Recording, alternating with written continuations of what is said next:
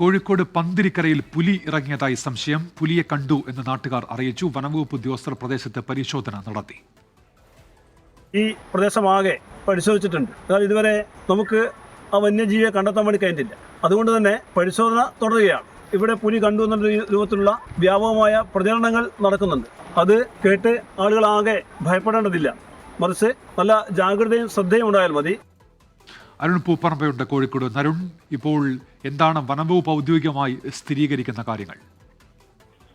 ഉന്മേഷ്, ഇന്ന് വൈകിട്ടോടെ പന്തീരക്കര സ്വദേശിയായിട്ടുള്ള ബാലൻ എന്ന് പറയുന്ന ആളുടെ വീടിന് സമീപത്ത് വെച്ചാണ് ഈ പുലിയെ ആദ്യമായി കാണുന്നത്. ഈ ബാലന്റെ ഭാര്യയാണ് പുലിയെ കണ്ടു എന്ന കാര്യം പറയുന്നത്. പിന്നീട് അതിന് സമീപത്ത് ആ പ്രദേശത്ത് വെച്ച് തന്നെ മറ്റു ചിലരും ഇതേ സമാനമായി പുലിയെ കണ്ടു എന്ന തരത്തിൽ വനം വകുപ്പിനെ വിവരം അറിയിക്കുകയും ചെയ്തു.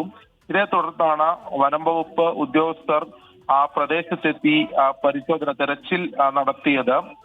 പഞ്ചായത്ത് അധികൃതർ ഇതുമായി ബന്ധപ്പെട്ട ജാഗ്രതാ നിർദ്ദേശവും നൽകിയിട്ടുണ്ട്. വന്യജീവി ശല്യം ഉള്ള ഒരു പ്രദേശമാണ്. അതുകൊണ്ട് തന്നെ വളരെ ഗൗരവത്തിൽ തന്നെയാണ് വനം വകുപ്പ് ഉദ്യോഗസ്ഥർ ഇതുമായി ബന്ധപ്പെട്ട പരിശോധന നടത്തുന്നത്.